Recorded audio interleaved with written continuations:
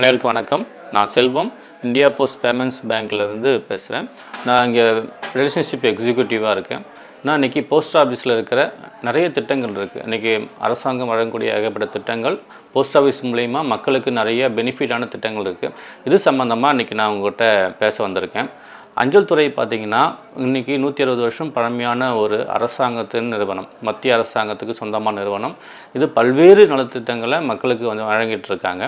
இப்போது அதை இன்னும் எளிமையாக்கணும் அப்படின்றதுக்காக போஸ்ட் ஆஃபீஸில் பேங்கிங் சர்வீஸ் தொடங்கியிருக்காங்க, இந்தியா போஸ்ட் பேமெண்ட்ஸ் பேங்க். இப்போ இந்த பேங்க் என்ன செய்யும் அப்படின்னா, நீங்கள் போஸ்ட் ஆஃபீஸுக்கு வந்து ஃபார்ம் ஃபில்லப் பண்ணி பணம் கட்டுவீங்க இல்லையா, அதுக்கு பதிலாக உங்கள் வீட்டிலே போஸ்ட்மேன் அக்கௌண்ட் ஓப்பன் பண்ணி கொடுப்பாங்க. ஸோ எளிமையான முறையில் நீங்கள் வீட்டிலே கணக்கை தொடங்கிக்கலாம். இங்கே எந்த ஃபார்மும் நீங்கள் தர தேவையில்லை, ஃபோட்டோ ஓட்ட தேவையில்லை, ஜெராக்ஸ் கொடுக்க தேவையில்லை. எளிமையான ஆதார் அடிப்படையில் போஸ்ட்மேன் உங்களுக்கு கணக்கை தொடங்கி தருவாங்க. நீங்கள் போஸ்ட்மேன்கிட்டயே பணம் போடலாம், எடுத்துக்கலாம். ஸோ இந்த சேவையை எளிய முறையில் மக்களுக்கு பயன்படணும்னு சொல்லிட்டு மத்திய அரசாங்கம் முடிவு செய்து இந்த வங்கியை தொடங்கியிருக்காங்க. அது மட்டும் இல்லாத இந்த கணக்கு வழியாக மத்திய அரசாங்கம் வழங்கக்கூடிய எல்லா சலுகைக்கும் மானியமும் இதுதான் உங்களுக்கு வரும்.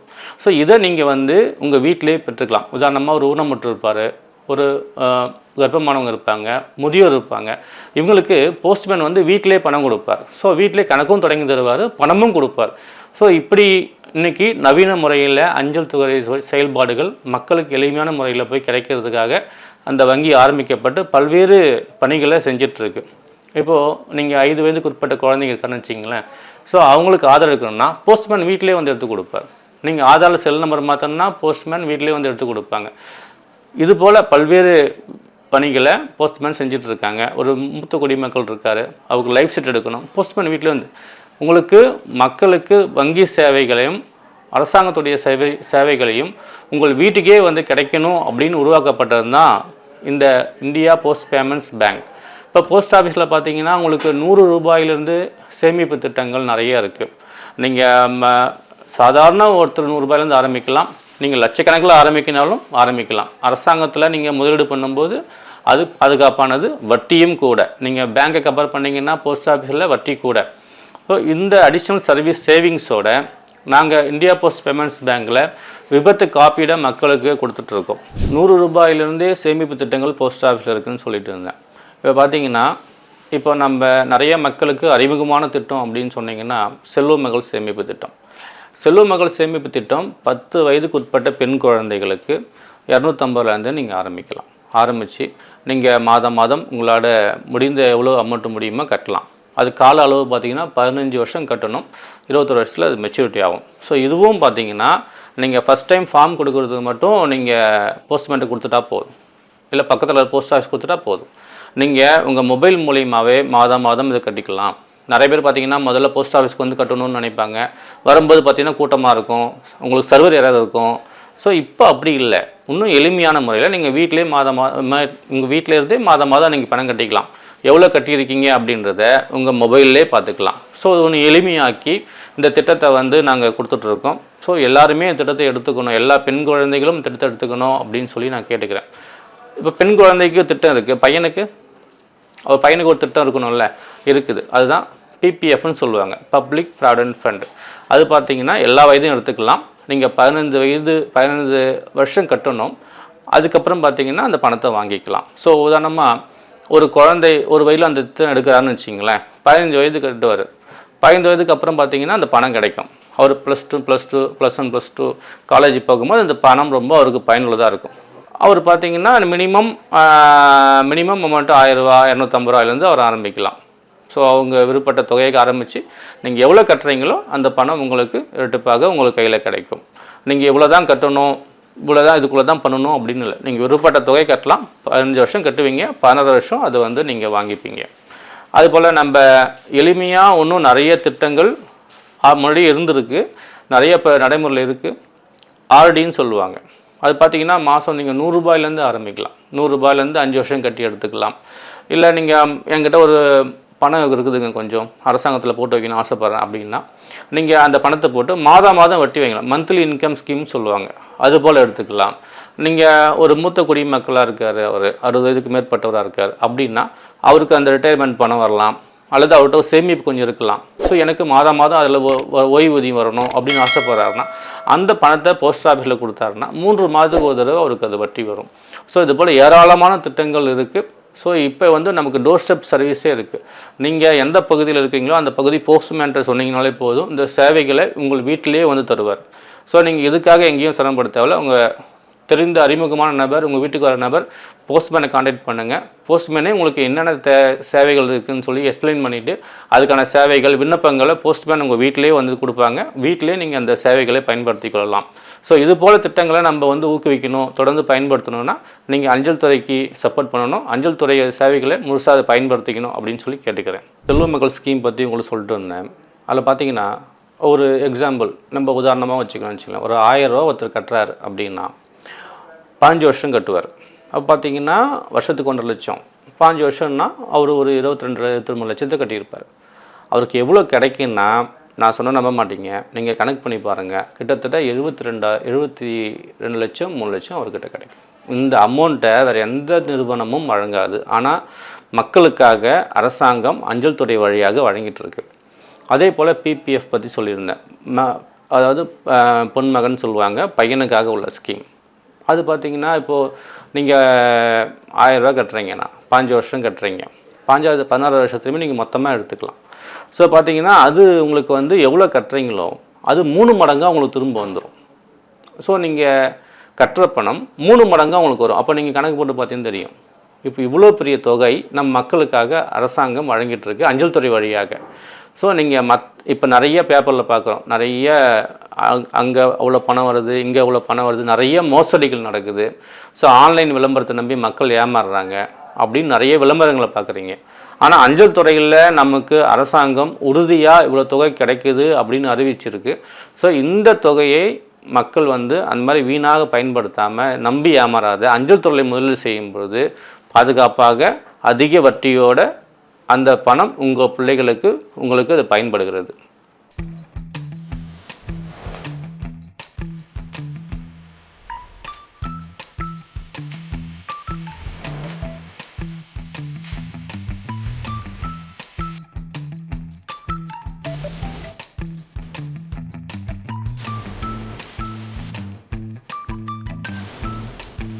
நான் முதல்ல உங்களுக்கு சொன்ன மாதிரி India post payments bank. So இது மக்களுக்கு என்னென்ன சேவைகள் கொடுத்துட்ருக்கு அப்படின்னு பார்க்குறோம். இப்போ அரசாங்கம் வழங்கக்கூடிய மானியம் மற்றும் வங்கி சேவைகளை மக்களுக்கு நேரடியாக சென்று அடையணும் அப்படின்னு சொல்லிட்டு மாண்புமிகு பாரத பிரதமர் அவர்கள் இந்த திட்டத்தை ஆரம்பித்து அதை அஞ்சல் துறை வழியாக செயல்படுத்தணும் அப்படின்னு சொல்லிட்டு 100% பங்களிப்போட அரசாங்கத்தினுடைய வங்கியை அஞ்சல் துறையில் ஏற்படுத்தியிருக்காங்க. இப்போ இந்த வங்கி அஞ்சல் துறை கீழே செயல்படும், அஞ்சல் துறை கட்டுப்பாட்டில் இந்த வங்கி செயல்படும். இந்த சேவைகளை அஞ்சல் துறை ஊழியர்கள் இணைந்து வழங்குறாங்க. ஸோ என்னெல்லாம் சர்வீஸ் பண்ணுறாங்க அப்படின்னா, நீங்கள் ஒரு பேங்க்குக்கு போனால் என்ன செய்யணும், ஆன்லைனில் அப்ளிகேஷன் கொடுக்கணும், உங்கள் ஆதார் பேன் எல்லாம் கொடுக்கணும். ஸோ நீங்கள் அதுக்கான ஃபார்மேட்லாம் நீங்கள் கொடுத்தா தான் அங்கே. ஆனால் போஸ்ட் ஆஃபீஸில் பார்த்தீங்கன்னா நீங்கள் ஆதார் நம்பர் கொடுத்தாலே போதும், போஸ்ட்மேன் உங்களுக்கு இமீடியட்டாக அந்த அக்கௌண்ட் ஓப்பன் பண்ணி கொடுத்துருவார். நீங்கள் இதில் குறைஞ்சபட்சம் இவ்வளோ தான் மெயின்டைன் பண்ணணுன்னு எந்த அவசியமும் இல்லை. நீங்கள் 2 லட்ச ரூபா வரைக்கும் நீங்கள் அதில் சேமித்து கொள்ளலாம், எவ்வளோ வேணால் நீங்கள் ட்ரான்சாக்ஷன் பண்ணிக்கலாம். ஸோ இதுக்கான கூடுதல் கட்டணம், இந்த அக்கௌண்ட்டை வச்சுருந்தோன்னா இதுக்கு இவ்வளோ கட்டணம் அவ்வளோ கட்டணம், கூடுதல் கட்டணங்கள் வந்து இதில் இல்லை. ஏன்னா இது அரசாங்கத்துக்கு சொந்தமான வங்கி. கூடுதல் தேவையில்லாத கட்டணங்களில் இந்த வங்கி வழங்காது. இது பார்த்திங்கன்னா மொபைல் ஆப் கொடுத்துருவோம், உங்கள் ஆப் மூலியமாகவே இது வேலை செய்யும். ஸோ நீங்கள் எளிமையான முறையில் இப்போ இருக்கிற ஜிபே, ஃபோன்பே, நீங்கள் மொபைல் ரீசார்ஜு, ஃபாஸ்ட் ட்ராக்கு எல்லாமே நீங்கள் இதை பயன்படுத்திக்க முடியும். இதில் வந்து ஏடிஎம் கார்டு வர்றது விர்ச்சுவல் டெபிட் கார்டுன்னு சொல்லுவாங்க, அது டவுன் பண்ணி நீங்கள் எல்லாத்துலேயும் எல்லா ஆன்லைன் சர்வீஸும் பயன்படுத்திக்கலாம். இதில் முக்கியமான விஷயம் என்னென்னா, நீங்கள் அஞ்சல் துறையின் சேவைகள் அது வந்து நீங்கள் போஸ்ட் ஆஃபீஸில் வந்து ஃபார்ம் ஃபில்லப் பண்ணி கட்டும்போது பார்த்தீங்கன்னா க்யூ நிற்பீங்க, உங்களுக்கு சர்வர் எரர் வரும், சில இஷ்யூஸ் வரும். ஸோ இதை வந்து தவிர்க்கணும். பெரிய கூட்டம் போஸ்ட் ஆஃபீஸ்க்கு வந்துட்டு அங்கே மணிக்கணக்காக அவங்க நிற்க வேண்டாம், அவங்களுடைய பொன்னான நேரத்தை வீணாக்க வேண்டாம் அப்படின்னு சொல்லிட்டு மொபைல் ஆப்லேயே பார்த்தீங்கன்னா அஞ்சல் துறையுடைய சேவைகளுக்கு அனைத்து திட்டங்களுக்கும் நீங்கள் பணம் கட்டுறது திட்டத்தை அறிமுகப்படுத்தியிருக்கும். இப்போ நீங்கள் செல்வ மகளுக்கு பார்த்தீங்கன்னா நீங்கள் மொபைல்லே கட்டிக்கலாம், பொன்மகனுக்கு மொபைலே கட்டி எல்லா திட்டங்களும் பார்த்தீங்கன்னா நீங்கள் மொபைல் மூலியமாகவே எளிமையாக கட்டிக்கலாம். நீங்கள் எல்ஐசிக்கு பணம் கட்டணுமா கட்டிக்கலாம், ரீசார்ஜ் பண்ணணுமா பண்ணிக்கலாம். ஸோ நீங்கள் அந்த மெர்ஜன் நான் சொன்னேன் இல்லைங்களா, பிஸ்னஸ் பீப்புளுக்கு இந்த அக்கௌண்ட் ஓப்பன் பண்ணி தரோம் அப்படின்னு சொல்லிட்டு அந்த அக்கௌண்ட்டை எல்லாருக்கும் அக்கௌண்ட் ஓப்பன் பண்ணி தரோம்.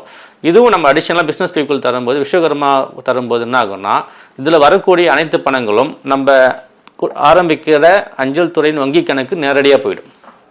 அப்போ நேரடியாக போனால் என்ன ஆகும்னா, உங்களுக்கு அதில் சேமிப்பு இருந்துக்கிட்டே இருக்கும். நீங்கள் அதில் வைக்கிற பணத்துக்கு வட்டி வந்துக்கிட்டே இருக்கும். நீங்கள் தேவைக்கு ஏற்ற மாதிரி அதை நீங்கள் ட்ரான்ஸ்ஃபர் பண்ணிக்கலாம். ஸோ இது எடுக்கிறதும் எளிமை. நீங்கள் ஒன்று ஆன்லைன்லேயே ட்ரான்ஸ்ஃபர் பண்ணிக்கலாம். ஒன்றும் இல்லை, போஸ்ட்மேன் வீட்டுக்கு வராங்களே, சார் எனக்கு இந்த பணம் இவ்வளோ வேணும் அப்படின்னா போஸ்ட்மேன் உங்கள் கைரேகை வச்சு எடுத்து கொடுத்துருவார். சார் நீங்கள் பணம் போடணும், போஸ்ட்மேன் கைரேகை வச்சு எடுத்து கொடுத்துருவார். நீங்கள் வீட்டில் தான் இருக்கணுன்ற அவசியம் இல்லை. நீங்கள் ஒரு இடத்துல வேலை பார்க்குறீங்க, அங்கே உங்கள் போஸ்ட்மேன் வராருன்னா அங்கேயும் இந்த சேவையை பயன்படுத்திக்கலாம். ஸோ நீங்கள் அது வீட்டில் இருக்கும்போது உங்கள் வீட்டு அட்ரஸில் வந்து ஆதாரை செக் பண்ணி அதெல்லாம் இல்லை. நீங்கள் இந்தியாவில் எந்த மூலை முடுக்கில் நீங்கள் போய் இருந்தாலும், இங்கே நீங்கள் பாண்டிச்சேரி கணக்கு தொடங்குறீங்க, நீங்கள் ஒரு வேலை நிமித்தமாக சென்னைக்கு போகிறீங்க, பெங்களூர் போகிறீங்க, அங்கே உங்களுக்கு பணம் தேவைப்படும், பக்கத்தில் இருக்கிற போஸ்ட் ஆஃபீஸில் போங்க. இந்த கார்டை காட்டினீங்கன்னா உடனே எளிமையாக எடுத்துக்கலாம். நீங்கள் ஆன்லைன் மூலயமா ட்ரான்ஸ்ஃபர் பண்ணிக்கலாம். ஸோ இது மிகவும் எளிமையாக்கப்பட்ட, ஒரு இருப்பு தொகை இல்லாத, ஒரு மினிமம் பேலன்ஸ் மெயின்டைன் பண்ணாத எளிமையான கணக்கை அஞ்சல் துறை அறிமுகப்படுத்தியிருக்கு. ஒன்று அஞ்சல் துறை கணக்கு, ரெண்டு பார்த்திங்கன்னா விபத்து காப்பீடு. நான் முதல்ல சொன்ன மாதிரி போஸ்ட் ஆஃபீஸில் விபத்து காப்பீடு அறிமுகப்படுத்தியிருக்காங்க. இதில் 5 லட்சம், 10 லட்சம், 15 லட்சம் 3 கேட்டகரியாக வச்சுருக்காங்க. நான் 15 லட்சத்தை வந்து உங்களுக்கு நான் விலைக்கு சொல்கிறேன். இப்போது வருஷத்துக்கு 799 ரூபா ஒருத்தர் கட்டுறார்.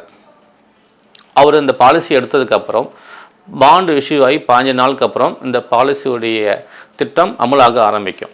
அவர் எடுத்ததுக்கப்புறம் இது வந்து விபத்து காப்பீடு. எதிர்பாராத விதமாக அவருக்கு ஏதாவது நிரந்தர ஊனம், பகுதி ஊனம் அப்படி ஏதாவது ஏற்படுது, அல்ல அவருக்கே அப்படின்னா 15 லட்சம் ரூபாய் அவருக்கு கிடைக்கும். ஸோ இந்த திட்டம் எடுத்தவர் அவர் இருக்கும்போது அவருக்கு ஏதாவது உடல் பாதிப்பு, விபத்தினால் ஏற்பட்ட உடல் பாதிப்பு ஏற்பட்டாலும் அந்த 15 லட்சத்தை வாங்கிப்பார். ஒருவேளை அவர் மரணம் அடைந்துட்டாருன்னா அவருக்கு அந்த 15 லட்சம் அவர் வீட்டுக்கு கிடைக்கும். கட்டுறது 800 ரூபா, ஆனால் வழங்குறது 15 லட்சம் ரூபா. இந்தியாவிலே எங்கேயுமே இது போல் ஒரு திட்டம் இல்லை. அரசாங்கம் மக்களுக்காக கொடுத்துட்ருக்காங்க. அது மட்டும் இல்லை, இப்போது நிரந்தர ஊனம், பகுதி ஊனம்ன்றது எப்பயாவது நடக்கும். ஆனால் ஒரு விபத்து ஏற்பட்டால் ஆம்புலன்ஸ் பயன்படுத்துவார், அதுக்கு ஒரு 11,000 கொடுக்குறாங்க. ஒரு நாள் ஐசியூவில் இருந்தாருன்னா 1000 ரூபா, அவரே ஓபிடியில் இருந்தாருன்னா 1 லட்சம் ரூபா. ஒருவேளை அந்த பாதிக்கப்பட்ட நபர் அவர் நிரந்தர ஊனமோ அல்லது அவருக்கு ஏதாவது ஒன்றுனா அவங்க பசங்க படிப்புக்கு 50,000 தருவாங்க, எதிர்ச்சடங்கு தருவாங்க. ஸோ ஒரு மனிதர் ஒரு விபத்து ஏற்படக்கூடிய எல்லா சூழ்நிலைகளையும் எதிர்கொள்வதற்காக அருமையான ஒரு விபத்து காப்பீடு திட்டத்தை ஏற்படுத்தியிருக்காங்க.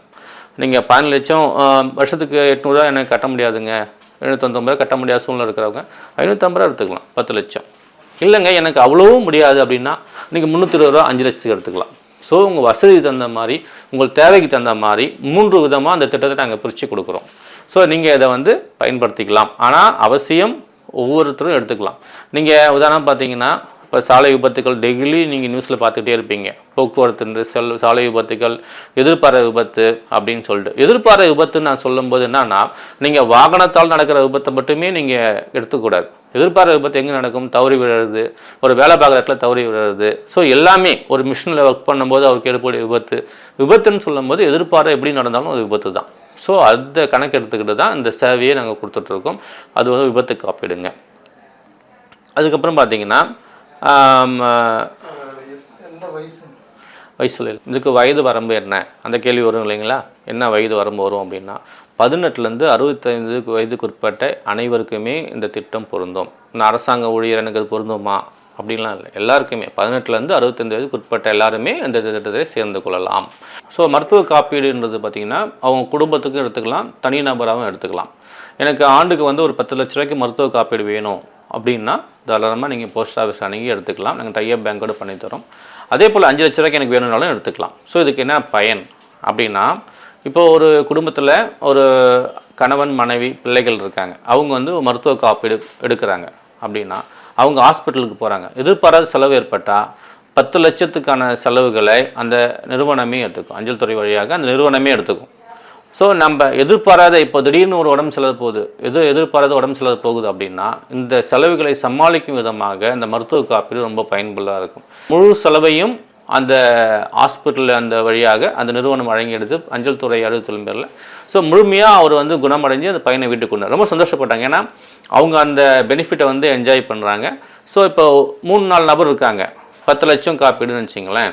இப்போ ஒரு நபர் 2 லட்சம் பயன்படுத்திட்டார் அப்படின்னா அடுத்த நபர் அந்த மீதி இருக்கிற அமௌண்ட்டை பயன்படுத்திக்கார். இப்போ அவர் வந்து மருத்துவ காப்பீடை வந்து எடுத்துகிட்டு அவர் பயன்படுத்திக்கிட்டார். அவர் ரொம்ப சந்தோஷப்பட்டார். இப்போ அதே போல் நீங்களும் அவங்க ஃபேமிலியை வந்து பாதுகாக்கிறதுக்கு இது ஒரு நல்ல ஒரு திட்டம்.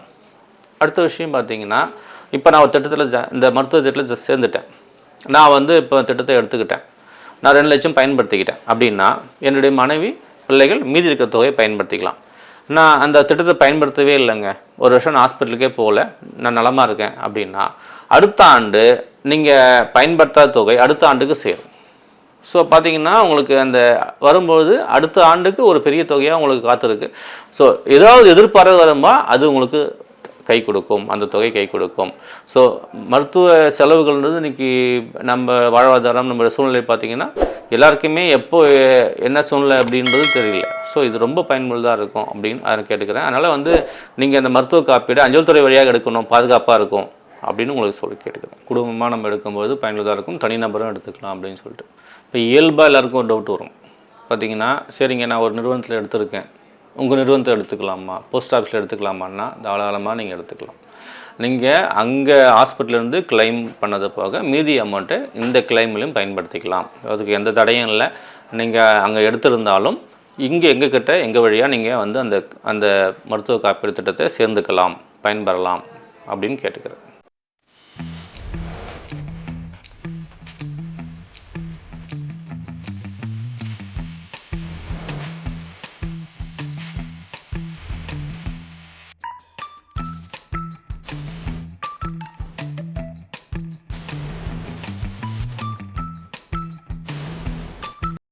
டேர்ம் இன்சூரன்ஸ் அப்படின்னா என்ன அப்படின்னா, ஒருவர் இந்த திட்டத்தில் சேர்றார் அப்படின்னா அவர் வந்து மாதம் சம்பளம் வாங்குறவராக இருக்கணும். அந்த திட்டத்தில் அவர் இந்த திட்டத்தில் சேர்றாரு, டேர்ம் இன்சூரன்ஸ் சேர்றாரு அப்படின்னா அவர் வருடம் ஒரு அமௌண்ட்டை அதில் சேர்த்துக்கிட்டே வருவார்.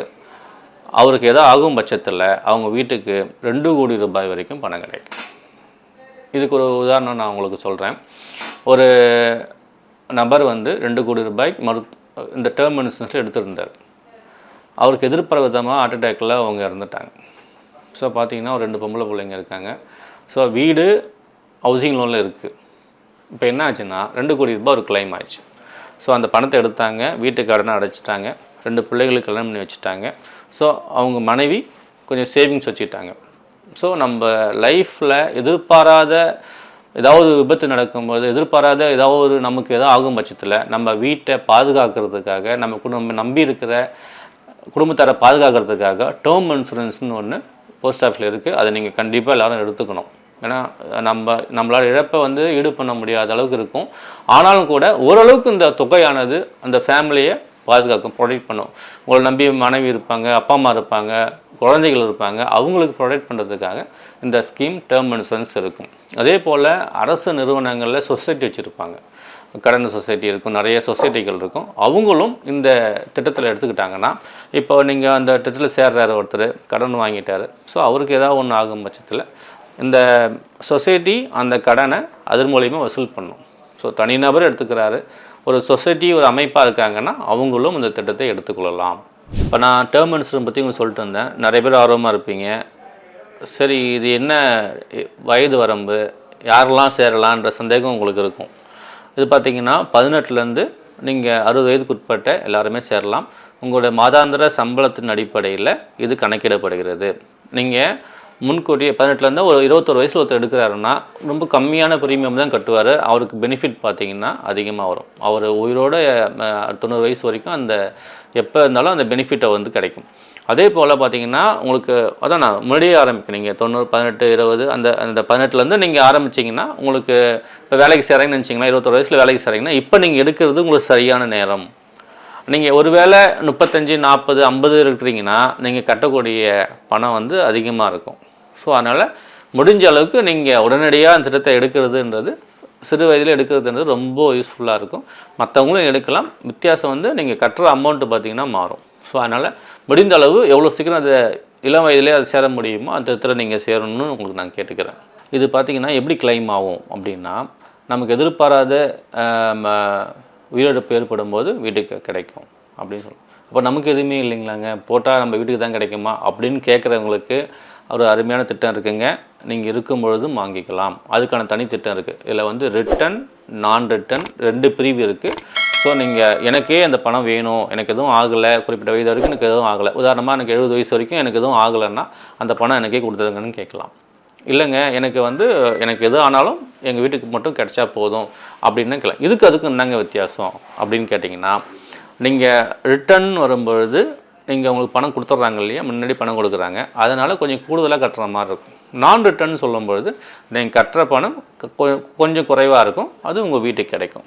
ஸோ நீங்கள் எப்படி விரும்புகிறீங்களோ அதுபோல் இந்த திட்டத்தை தேர்ந்தெடுத்து சேர்ந்துக்கலாம். இது ரொம்ப யூஸ்ஃபுல்லான பயனுள்ள திட்டம். பாண்டி பாட்காஸ்ட் யூடியூப் சேனலை சப்ஸ்கிரைப் செய்யுங்க. ட்விட்டர், ஃபேஸ்புக், இன்ஸ்டாகிராமில் தொடருங்க.